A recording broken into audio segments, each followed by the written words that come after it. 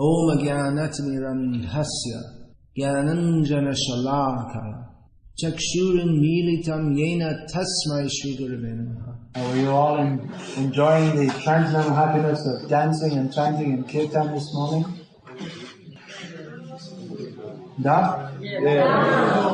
Da. So this is all the mercy of His Divine Grace, Sri Bhaktisiddhanta Vaibhava Swami Maharaj Prabhupada, by whose desire this Krishna consciousness movement is now spread all over the world. Of course, we can say it's Chaitanya Mahaprabhu's mercy. We can say it's the mercy of Prabhupada, Bhaktisiddhanta Vaibhava. We can also say it's the mercy of all the Vaishnavas who have worked hard to spread this movement. Of course, we especially always think of Sri Bhaktisiddhanta Swami Prabhupada, who personally came to the Western countries and preached here. But Srila Prabhupada would always give all credit for his unprecedented achievement to his own Guru Maharaj. Srila Prabhupada was once, this is in the mid-70s when ISKCON was widely spread around the world. Prabhupada was once reflecting on the success of his mission. So Prabhupada said that I had many godbrothers who were very learned and very austere and had so much association with Guru Maharaj, which I didn't have. In the Gauriya Math, the sannyasis and brahmacharis used to refer to the householders as Pacha Grihastha, which means rotten Grihastha. So Prabhupada said I was considered a Pacha Grihastha. So Prabhupada said that then I wonder why this wonderful thing of the benediction of spreading Krishna consciousness all over the world, how this has happened to me. And Prabhupada said, when I examine, I find this qualification, that among all my godbrothers, I was the only one who had full faith in the orders of my Guru Maharaj. And even though many of my godbrothers, they were vastly learned in Shastra, but they didn't seem to have the faith in the success of the preaching mission as Prabhupada did. Prabhupada again and again would stress that my only qualification is that I've simply tried to satisfy my Guru Maharaj. When Prabhupada first arrived in America, he wrote the famous poem, Markina Bhagavan Dharma, which means Krishna consciousness in America, in which he prayed to Krishna that, why have you brought me to this terrible place? The people here are overcome by passion and ignorance. How can we preach Krishna consciousness here? But then in his poem, he mentioned the mercy of Srila Bhaktisiddhanta Vaibhava.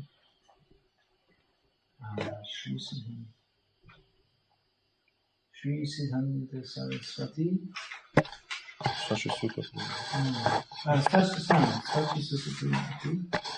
Then Krishna Bhakti Dev Tharita said that Bhaktisiddhanta Saraswati is very dear to Chaitanya Mahaprabhu, and he preaches Krishna consciousness in many different places.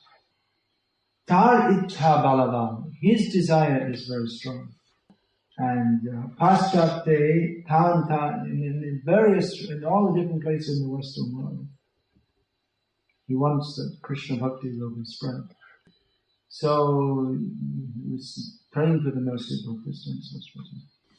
And the dream of the Vaishnavas has become true, that now all over the world people are chanting Hare Krishna in ecstasy. Now you've heard each morning here I've been chanting prayers to Bhaktisiddhanta Saraswati. So I'll just explain now. Nama Om Vishnu Padaya Krishna Preshtaya Bhutale Srimate Bhaktisiddhanta Saraswati Namane. This means that I offer my respectful obeisances to Srila Bhaktisiddhanta Saraswati Goswami Maharaj Prabhupada, who is situated at the lotus feet of Lord Vishnu and is very dear to Krishna in this world.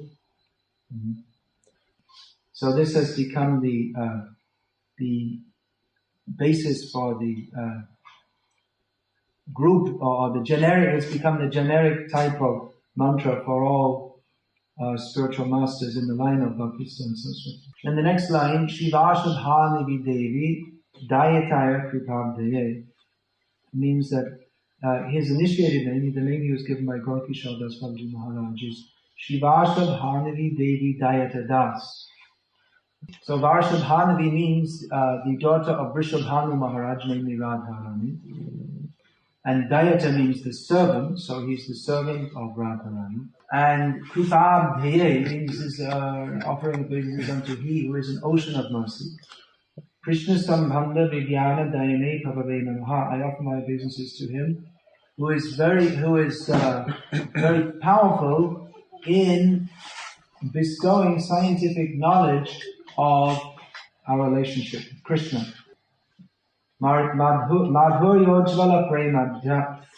He is Shrirupanuga Bhaktida. He is the giver of devotional service in the line of taught by Rupa Goswami, or one of the followers of Rupa Goswami, which is enriched with Madhuryojvala Prem, which means a love of Krishna which is resplendent with the sweetest of rasas, namely the Sringara rasa, that of between Krishna and particularly between Krishna and the gopis.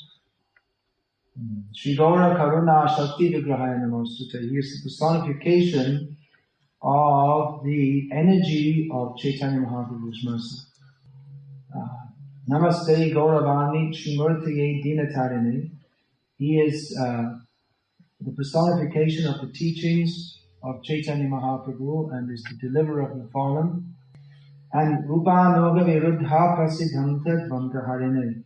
He destroys the misconceptions which are propounded as wrong philosophical conclusions against those given by Rupa Goswami Prabhupada. Now, just as I was walking to this seminar, Jagatak Maharaj is also walking to his. But he's also giving a lecture on Bhaktisiddhanta Saraswati Thakur's teachings in the form of his poem Vaishnava Cave.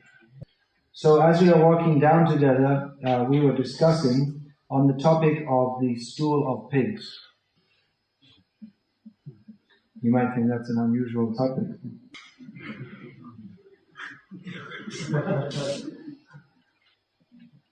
Is there anything more disgusting than the stool of pigs? It's pretty difficult to think of anything more disgusting. We were discussing this because this is mentioned by Bhaktisiddhanta Saraswati Thakur in his poem Vaishnava Cave. He said, Tava pratishta shukare vishta. Your desire for fame, name and fame and honor, this is just like the stool of a pig. He was so strongly against misrepresentations of Vaishnavism that he compared it to the stool of a pig. Because at that time there were many so-called Vaishnavas who were presenting themselves as great devotees because they wanted people to honor them. They were making a show of being a devotee so that people would honor them. So Bhaktisiddhanta Saraswati Thakur disliked this so much that he compared it to the stool of a pig. He was so uncompromising that he didn't accept any so-called devotional service unless it was actually pure and sincere. He was so forceful in his preaching. He once gave the meaning of the word sadhu. Generally we think a sadhu is someone very mild, very nice, very pleasing. They pat babies on the head and smile at them. And when people are feeling distressed, they come to sadhus and sadhus say, never mind, don't worry, everything will be alright. But Bhaktisiddhanta Saraswati Thakur was a different kind of sadhu. He said a real sadhu is like someone who holds a sword in his hand. And he uses that and he said the person who comes to him is like a sacrificial animal who he cuts. So he does this in order to cut away all their misconceptions. He said the real sadhu and the real friend of the conditioned souls is one whose tongue is so sharp that it cuts them like a sword. And in this way cuts away their false ego. So Saraswati Thakur was like this, completely uncompromising.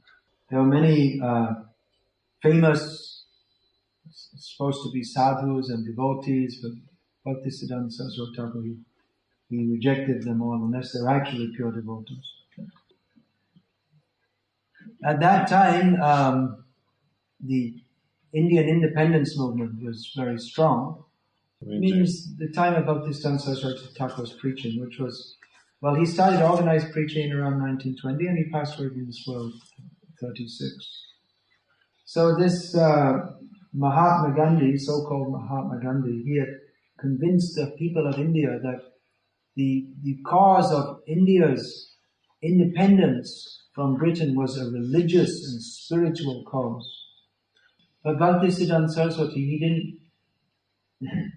Mahatma Gandhi had his non-cooperation movement, but Bhaktisiddhanta Saraswati, he also had his non-cooperation movement. He didn't cooperate with Gandhi and company. He used to welcome the British, and he used to, you see, previously the sadhus in particular, Hindus in general and sadhus in particular, they didn't like to mix with the British because they considered them very contaminated, because they ate meat and particularly they had cows, which was considered highly sacrilegious by Hindus. But Bhaktisiddhanta Saraswati, he would invite the British leaders to come to Mayapur and to his different centers, and he'd honor them and make them the chairman of the meetings. And the British, if he invited them, then he thought, I have to arrange for meat and cigarettes for them. These are the things they take. So he was arranging this at Mayapur for the visit of Sir John Anderson, the governor of the United Provinces. So one of Saraswati Thakur's sannyasis, Bhakti Rakshak Sridhar Maharaj, he protested. He said that surely this will bring a very bad name to the Gauriya Math. And Saraswati Thakur said that you don't know, I've already planned this out many lifetimes ago. So like this, he did many revolutionary things. He came to Vrindavan very nicely dressed, riding in a car. Just try to consider, in those days, very few people had cars anywhere in the world. Especially in India. Only the top British officers, some kings, some maharajas, and some very rich people could afford a car. And there were no proper roads either. Definitely at that time the road to Vrindavan would have only been a dirt track. And the sadhus, they eschewed all kinds of Western contrivances. They wouldn't even like to use some small kind of gadget, let alone a full motor car. And what to speak in Vrindavan, the most holy place. If anyone had brought a car to Vrindavan, they would have protested that you're spoiling the atmosphere.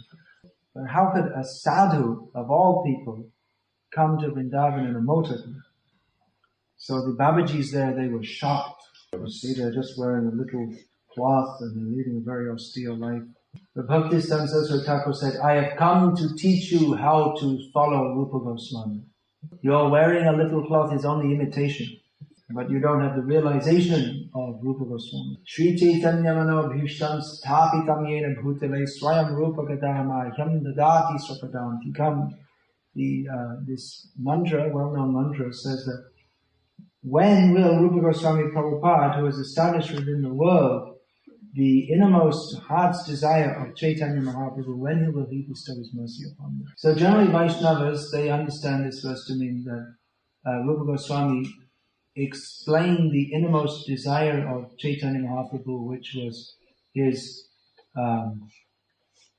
feelings of a devotee, especially the feelings of Radharani for Krishna, which is also true. But Bhaktisiddhanta Saraswati Thakur explained it to mean that Chaitanya Mahaprabhu's inner desire is Priti Vite Ache Jatanagadati Gram Sabhakta Prachar Hoibe Moranam. That Chaitanya Mahaprabhu's desire is that his name be preached in every town and village of the world. And therefore he considered that according to the time, place and circumstance, it was necessary to adopt such means to preach Krishna consciousness. Once someone asked him that, well, why do you always preach to the top strata of society and the intellectuals? Why don't you go to the jungles and preach to people living in the jungles and the poor people, like that. But Saraswati Thakur said, I don't want Chaitanya Mahaprabhu's movement to be thought of as Chotoloka Dharma, or religion for the lower class or less important people. So he preached mostly among highly educated people. Such people are generally quite proud. Therefore Chaitanya Mahaprabhu said, Dinere adhik daya kare Bhagavan pandit kulin dhani baro abhiman. Chaitanya Mahaprabhu said that God particularly favors the fallen and poor people, because those who are born in aristocratic families, those who are very learned, and those who are very wealthy, they're generally very proud also. So such people are very proud, but Bhaktisiddhanta Saraswati Thakur, he commanded their respect. He didn't want the people to think of him as just another kind of beggar sadhu. And in terms of intellectual ability, you see, even advocates and professors and very intelligent and learned people come to him, but he would totally demolish them from all their arguments with his far superior intellectual genius. Even sometimes Western people would come to him, professors and different kinds of people, and they were sure that there was no defense of what they considered to be Hinduism. You say that God has come as a fish, as a tortoise, and so many funny things. And your God, he is immoral. But Bhaktisiddhanta Saraswati would explain in such ways that they could understand that his, even from, what to speak of spiritual, even his intellectual understanding was so far superior to them that they simply had nothing left to say. Alright, I told you that I'd speak something about some of his disciples. So let me start with Jati Shekhar Prabhu, who gave me much of the material for this book. Now, in one of Prabhupada's lectures or conversations, he says that one of my godbrothers told me that he was a graduate of intoxication. Prabhupada said? Yeah. Oh. Graduate means... Graduate of intoxication. Means very experienced, he had some degree. No, it means that he's been through every type of intoxication. So Prabhupada said about his godbrother. Yeah, his godbrother told Prabhupada that he was a graduate of intoxication. There's no such thing as a graduate of intoxication in English either. Yeah.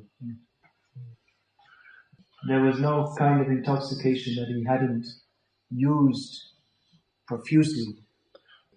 So I once asked Jati Shekhar Prabhu that, well, do you know who that person was? I read that Prabhupada had said this.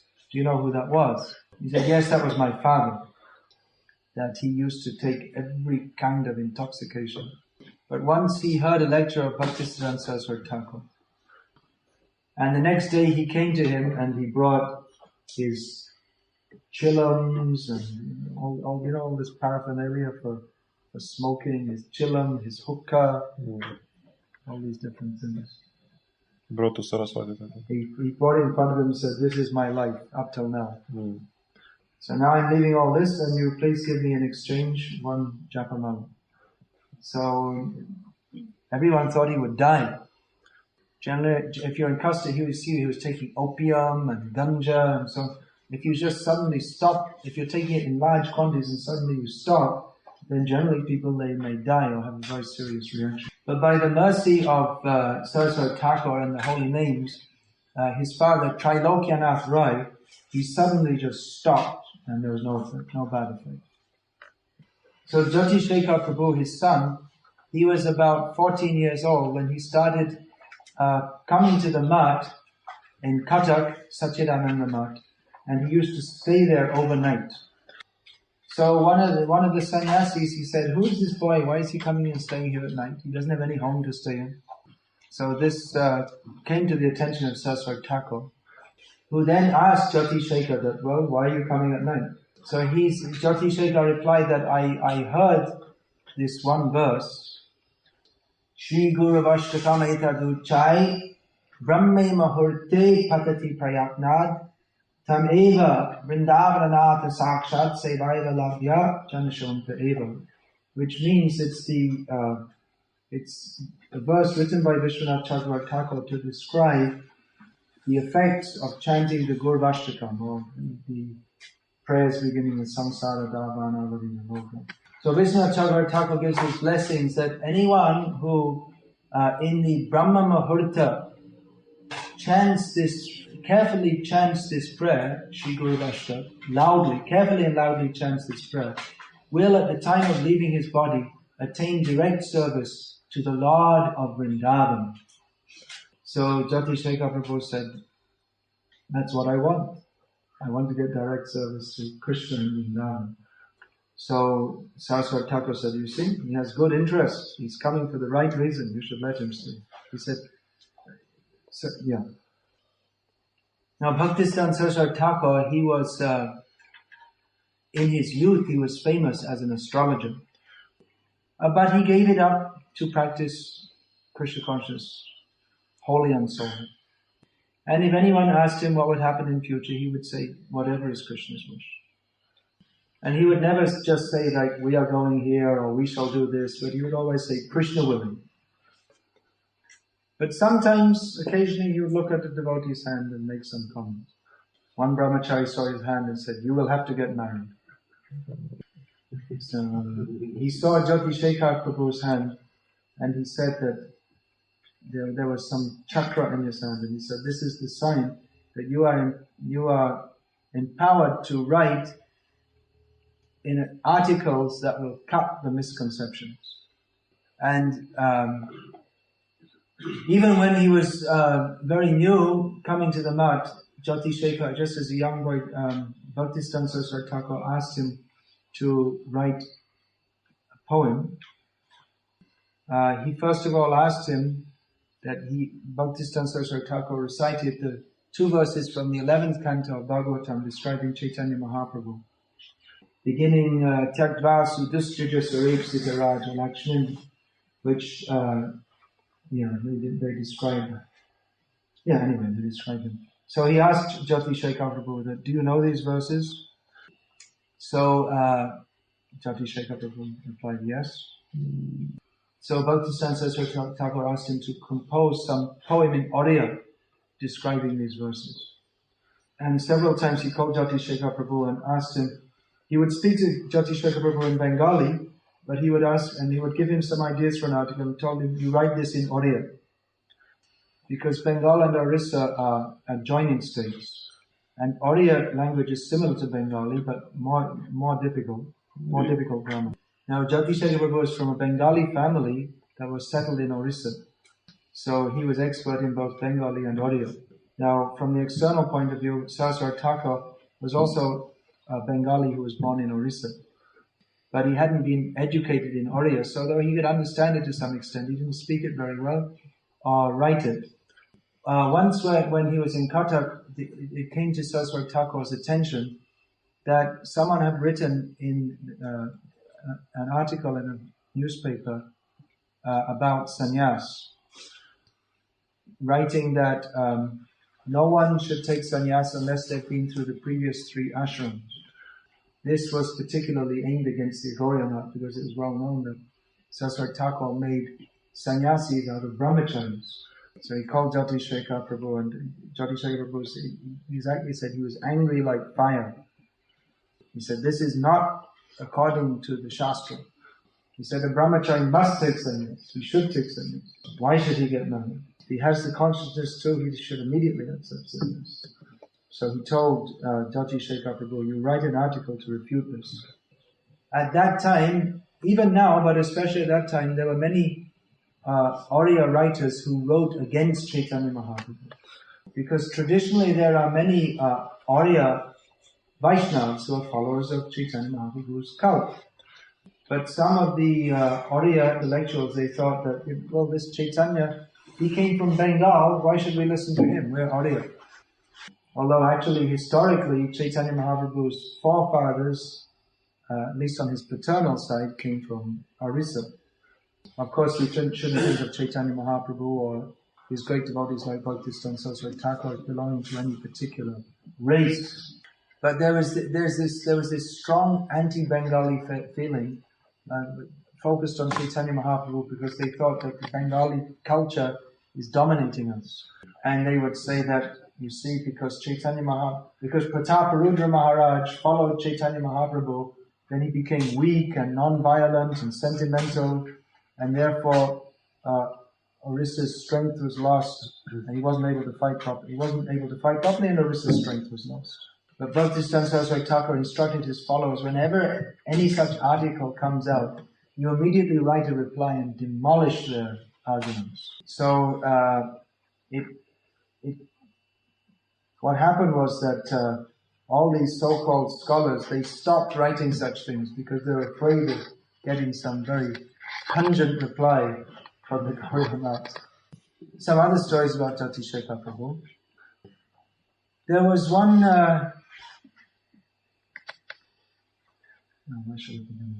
once in Cuttack, one queen, who's the wife of a Maharaj, Maharani, she came to visit. Visit what? Visit the Gaudiya Math. So she was the queen of Ali, which is a district in present-day Orissa. So she was called the Ali Rani, the queen of Ali. So when they were serving her and her group prasad, one sannyasi told Jati Shekhar Prabhu that, you see, here's one very nice special mango, you give that to her. But Jati Shekhar Prabhu protested and said, well, this is not proper. When everyone is sitting and taking prasad together, then you shouldn't give one person something special and not give it to everyone else. So that sannyasi became very angry and started chastising. So Bhaktisiddhanta Saraswati, he was up on his room, which was on the roof. You've seen in India, it's very common, they have flat roofs, and sometimes they'll just construct one room on the roof, which stands out. So Saraswati Thakur heard this commotion going on, and he looked down and asked what was going on. And he supported Jati Shekhar, said, you're right. And he said to the sannyasi, are you a sannyasi of the Gaudiya Math, or are you the Ali Rani sannyasi? So his name was Bharati Maharaj, but from then on, Saraswati Thakur never called him by any other name except Ali Rani sannyasi. Saraswati Thakur was, even though he was great acharya, he didn't like that anyone would clean. He didn't like his disciples to clean his toilet or any such thing. You see, there's one caste in India, they're called the Hari, and they traditionally clean up stool and filthy things like that. So Saraswati Thakur would always insist, you call the Hari, otherwise known as Bhangi. You let them come and clean up. No, you do. So Jati Shekhar, once when they're visiting Jajpur, a holy place in Orissa, for 2 days in a row, Jati Shekhar Prabhu, he personally cleaned the stool and everything of Bhaktisiddhanta Saraswati Thakur. When Saraswati Thakur heard about this, he was very pleased, and he said, okay, tomorrow you can take Brahman initiation. He was just first initiated. Of course, I asked Jati Shekhar Prabhu if he was aware of our own Guru Maharaj, who at that time was Abhay Charanaravinda Das.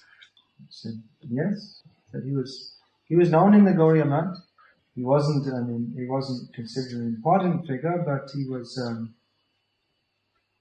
known as a good writer in English. And one thing that was known about him, that even though he was considered not such a big figure compared to the sannyasis and everyone else, I mean, he was a householder living outside. And he would visit the Math, but he was busy working to make money for his family. So that would be, like many of you, like in a similar kind of position. So, but one thing about him, as Prabhupada himself described, Jati Shekhar Prabhu also described it, without observing any protocol, he would just walk straight into Saraswati Thakur's room and speak with him very freely.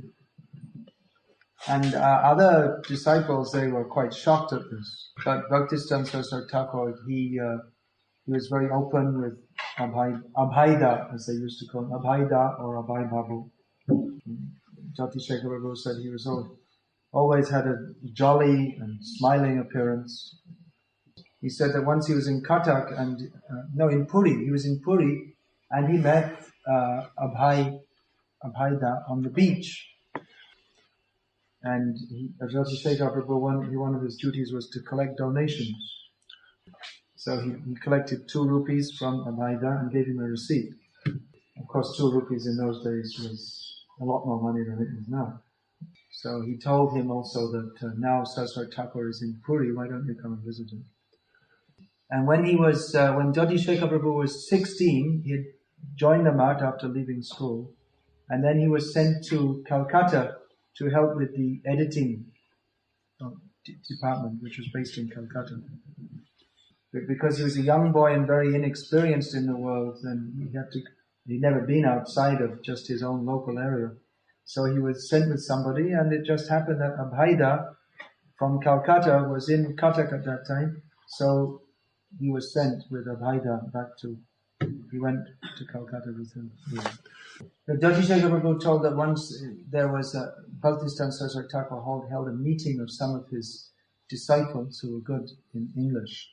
He said, we need a new magazine in English. He said, we have the Harmonist magazine in English, but it's its pitch is a very highly intellectual one. It's for people who already know quite a lot about this philosophy.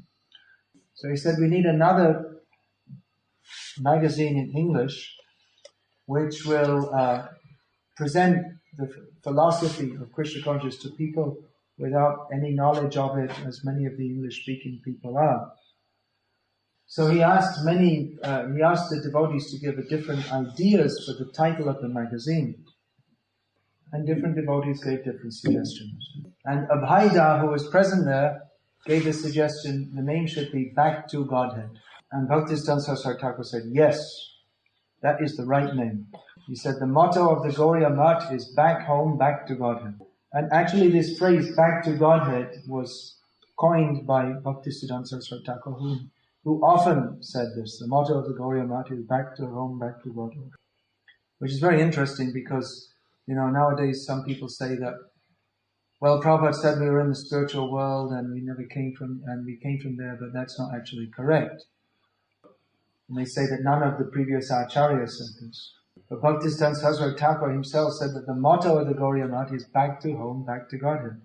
Back to means what it says. It means you were there before, previously. Now it's very interesting also that Prabhupada, he actually started this Back to Godhead magazine himself in 1944, which was 7 years after the passing of Bhaktisiddhanta Saraswati Thakur.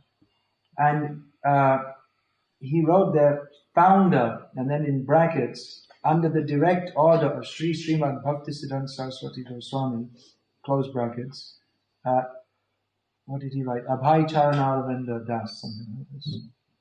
So I was always wondering why Prabhupada put the direct order, because it was started some time after Bhaktisiddhanta Saraswati's passing away. But this anecdote gives the background to that.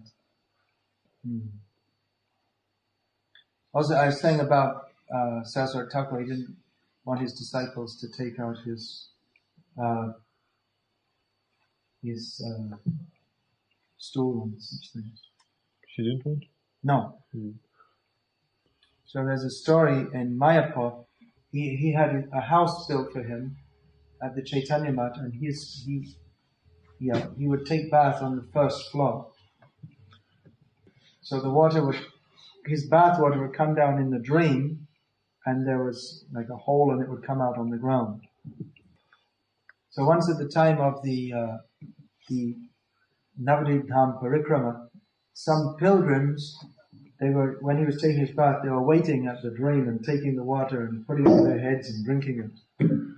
But Bhaktisiddhanta Saraswati Thakur, when he heard about this, then from that time on, he took bath in a tub so the water wouldn't go down in the drain. And he ordered his disciples, you take this water out and throw it far away so no one can take it. That was his humility. He was very strict and uncompromising on one side. On the other side, he was very humble and very kind. Are there any questions? Yesterday you mentioned this, there's a difference between the philosophy of monkey and the philosophy of Gaudiya Vaishnavas, of a person who is in a deep well. Can you dwell more on the differences? Well, I did speak something about that. Besides that, you mentioned those that you mentioned yesterday. Something in more detail. Yeah, well, it's only a general example. But as I alluded to the fact that the ultimate goal of the Gaudiya Vaishnavas is anyway different to that of the Sri Vaishnavas. That ultimately, although one is always dependent upon the Lord, one attains a position in which he's apparently not dependent upon him. Those who are worshipping the Lord in awe and reverence could never consider jumping on his back, nor can we in our present state. But those who go beyond awe and reverence, they may call Krishna bad names out of love. It also serves to show that there's a great, in the beginning there's a great gap between the saved, I said this yesterday, in the beginning there's a great gap between the saved and the Savior, although later they become almost as if equals. Yeah. Can you describe the symbol of Gaudiya Math, and especially the logo? Yeah, the logo, especially that preaching is considered part of Raganuga Bhakti. Yeah, because preaching has to be spontaneous. You can't do it. Some system has to be there, as in Raganuga, but at the same time you have to be ready for anything at any time. Although there are principles. Yeah, there are principles to be followed, but at the same time, you have to be ready for anything at any time. Specifically, the printing press is there on the side of Ragama, which was. Some people were surprised that you have all these Indian things in the logo, and then you have a printing press, which doesn't seem very spiritual. It's a machine. The Bhaktisiddhanta Vaibhava considered that to print books and distribute them was the best service. Nowadays, some so-called followers of Bhaktisiddhanta Saraswati, they say that ISKCON's book distribution, it's only karma yoga, it's not bhakti. But this is, I don't think such people are actually followers of Bhaktisiddhanta who put the Brihat Mridanga printing press in his logo on the side of Raga Marg. Such people talk of Raga Marg, but they don't know that Raga Marg is based on service. So this service of printing and distributing books is the most important service for delivering the conditioned souls, which is the desire of Chaitanya Mahaprabhu, who is the combined form of Radha and Krishna. Having said that, I'm going to suggest that we have a few books here for distribution and some prasadam also. There's much, much more to be said. It's all coming in books. Just like I can speak to you, a few people, and you can hear, but if there's a book, and it will go very widely. So the book should be printed in English soon, and then the translation can begin quite soon in Russian, and then you can get it.